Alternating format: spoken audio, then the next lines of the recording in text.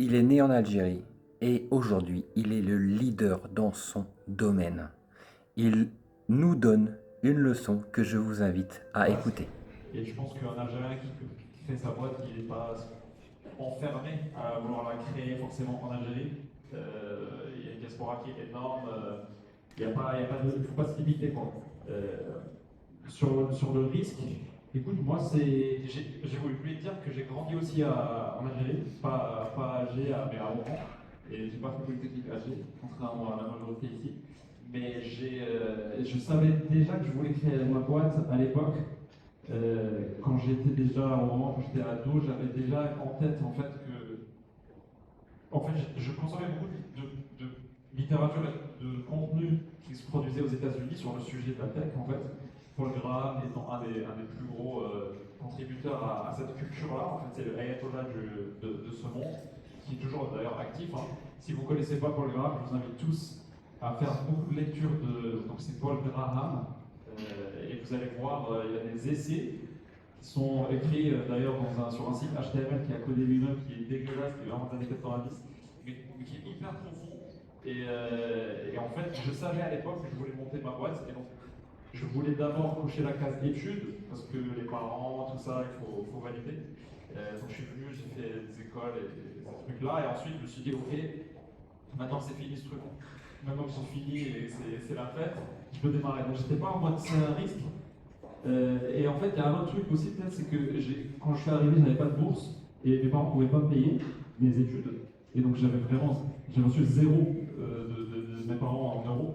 Et du coup, j'ai lancé une boîte de prestation de services en France à l'époque, parce que c'était la seule chose que je savais faire, j'avais codé.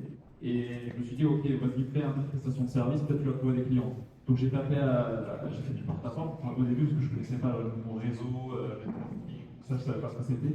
Donc j'ai pas réussi à vendre mon porte-à-porte, hein, mais j'ai réussi à avoir des clients. Ça a marché et donc ça a décoincé un truc en mode ok, tu peux gagner de l'argent en étant indépendant, t'as pas besoin de job.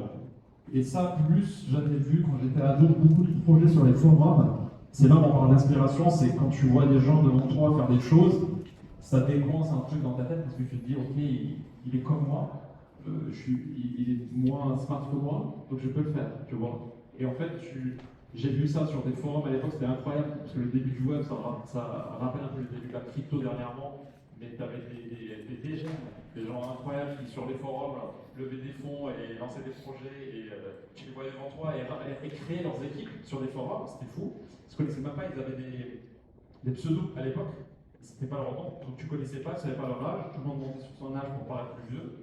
Et j'ai vu ça, je me suis dit, wow, si ce mec-là de 16 ans, moi j'avais 14, il avait 16, pour moi c'était un vieux, a réussi à faire ce projet, je pourrais le faire. Ensuite, je fais une prestation de service en France pour des mecs, des entrepreneurs eux-mêmes, c'était mes clients. Donc je me dis, ok, si lui a 50 salariés dans ce truc-là, il m'a pas l'air d'être, tu vois. Donc petit à petit, tu vois des mecs devant qui. C'est pour ça que l'inspiration elle est très importante. C'est le fait de côtoyer des gens qui ont fait décoince psychologiquement et tu n'as plus de notion de risque vraiment dans ta tête, tu vois. C'est très psychologique. Ce monsieur, c'est Rassem Flazi, le cofondateur de la startup Legal Place, par qui, grâce à qui je dirais même, une entreprise sur 10 en France est créée. Et oui, c'est sa plateforme.